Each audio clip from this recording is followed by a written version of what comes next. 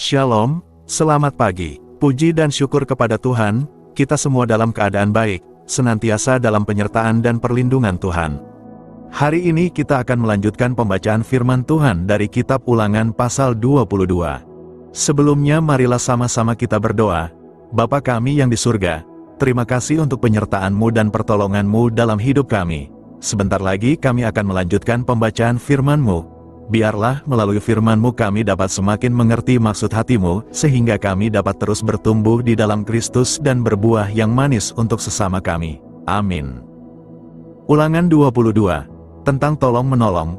Apabila engkau melihat bahwa lembu atau domba saudaramu tersesat, janganlah engkau pura-pura tidak tahu.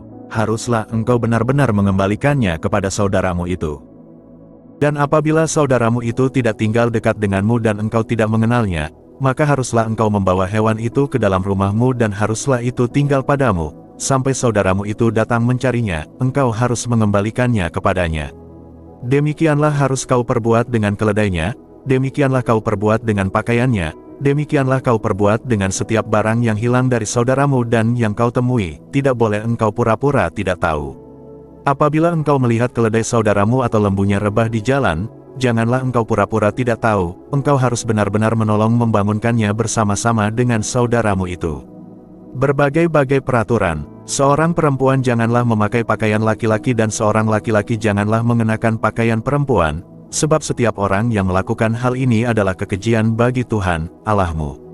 Apabila engkau menemui di jalan sarang burung di salah satu pohon atau di tanah dengan anak-anak burung atau telur-telur di dalamnya, dan induknya sedang duduk mendekap anak-anak atau telur-telur itu, maka janganlah engkau mengambil induk itu bersama-sama dengan anak-anaknya. Setidak-tidaknya induk itu haruslah kau lepaskan, tetapi anak-anaknya boleh kau ambil. Maksudnya supaya baik keadaanmu dan lanjut umurmu. Apabila engkau mendirikan rumah yang baru, maka haruslah engkau memagari sotoh rumahmu, supaya jangan kau datangkan hutang darah kepada rumahmu itu, apabila ada seorang jatuh dari atasnya.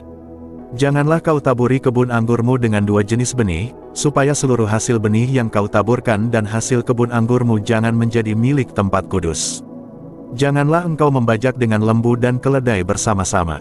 Janganlah engkau memakai pakaian yang dua jenis bahannya, yakni bulu domba dan lenan bersama-sama. Haruslah engkau membuat tali yang terpilin pada keempat puncak kain penutup tubuhmu. Hukum perkawinan. Apabila seseorang mengambil istri dan setelah menghampiri perempuan itu, menjadi benci kepadanya, menuduhkan kepadanya perbuatan yang kurang senonoh dan membusukkan namanya dengan berkata, perempuan ini kuambil menjadi istriku, tetapi ketika ia kuhampiri, tidak ada kudapati padanya tanda-tanda keperawanan. Maka haruslah ayah dan ibu gadis itu memperlihatkan tanda-tanda keperawanan gadis itu kepada para tua-tua kota di pintu gerbang.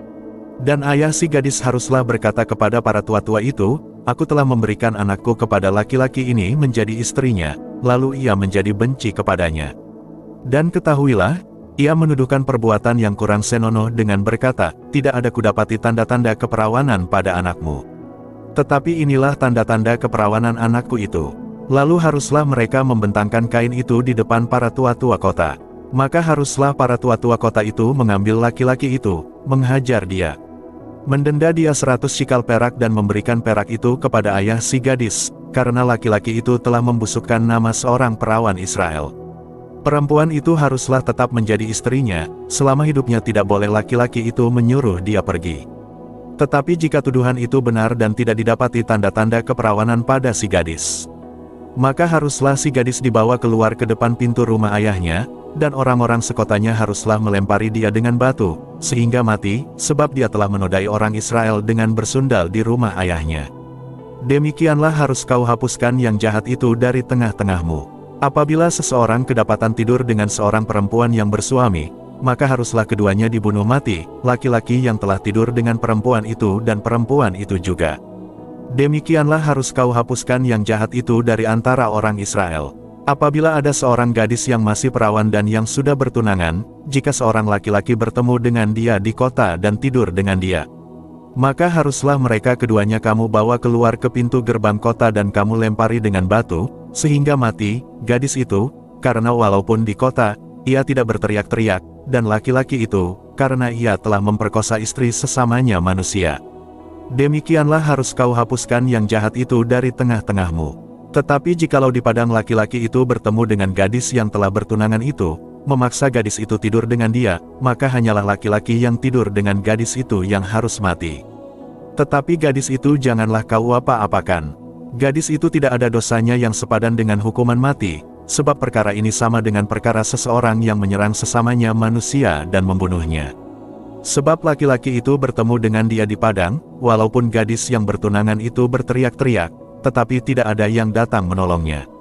Apabila seseorang bertemu dengan seorang gadis, yang masih perawan dan belum bertunangan, memaksa gadis itu tidur dengan dia, dan keduanya kedapatan. Maka haruslah laki-laki yang sudah tidur dengan gadis itu memberikan 50 shikal perak kepada ayah gadis itu, dan gadis itu haruslah menjadi istrinya, sebab laki-laki itu telah memperkosa dia, selama hidupnya tidak boleh laki-laki itu menyuruh dia pergi.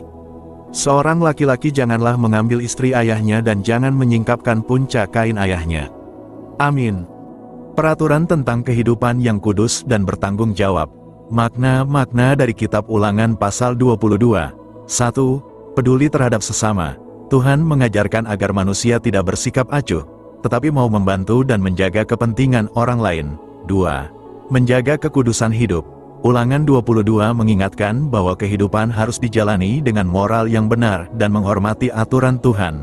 3. Bertanggung jawab dalam setiap tindakan. Setiap perbuatan memiliki konsekuensi, sehingga manusia harus bertindak dengan bijaksana dan tidak merugikan orang lain.